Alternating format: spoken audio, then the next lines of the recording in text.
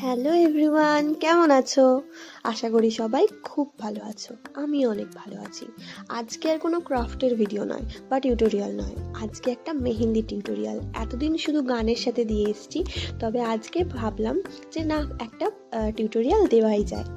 দেখো তো এই পাতাগুলো তোমাদের কেমন লাগে। জানো তো, যখন আমি মেহেন্দি করতে পারতাম না বা শিখিনি, তখন আমি ভাবতাম এই পাতাগুলো কিভাবে করে এত সুন্দর করে। যদিও শেখার পর জিনিসটা আমার কাছে অনেক ক্লিয়ার হয়েছে, তাই তোমাদের জন্য এই টিউটোরিয়ালটা নিয়ে এলাম, যাতে তোমাদের একটু সুবিধা হয়। যারা তোমরা মেহেন্দি করতে ভালোবাসো, শেখোনি বা ভাবো কিভাবে করবে, তারা এইভাবে একবার করে দেখো, দেখবে অনেক ইজি হয়ে যাবে তোমাদের কাছে প্রসেসটা। প্রথমে কি করবে, একটা পাতা শেপে সুন্দর করে আউটলাইন করে দেবে, ঠিক যেরকম আমি করেছি।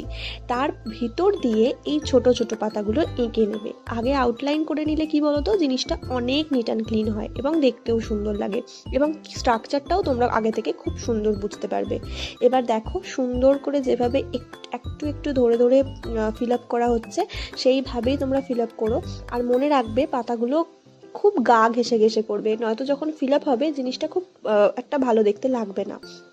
তাই যখন আউটলাইনগুলো করবে তখন খুব গা ঘেঁষে ঘেঁষে করবে, যখন ফিল আপ হবে তখন জিনিসটা অনেক সুন্দর হয়ে যাবে। দেখো, এইরকম ধৈর্য নিয়ে আস্তে আস্তে সুন্দর করে করবে, আর কাজ অনেক নিট অ্যান্ড ক্লিন করার চেষ্টা করবে, দেখবে অনেক ভালো হবে। আশা করছি এর পরবর্তীকালে তোমরা যখন মেহেন্দির পাতা করতে যাবে, যারা এই ভিডিওটা দেখে করবে তাদের অনেকটাই উপকৃত হবে, এবং তোমাদের আগের থেকে পাতা অনেক দেখতেও সুন্দর হবে। তো তোমাদের কেমন লাগলো ভিডিওটা? যদি ভালো লেগে থাকে তাহলে চ্যানেলটাকে সাবস্ক্রাইব করে দিও আর আমাকে সাপোর্ট করো। আশা করছি তোমাদের অনেক ভালো লাগবে। যারা তোমরা মেহেন্দি করতে ভালোবাসো, যারা বুঝতে পারো না যে কিভাবে কি হবে, তাদের জন্য এই ছোট্ট একটা ভিডিও তো এনেছি। তো কেমন লাগছে সবাই জানিও।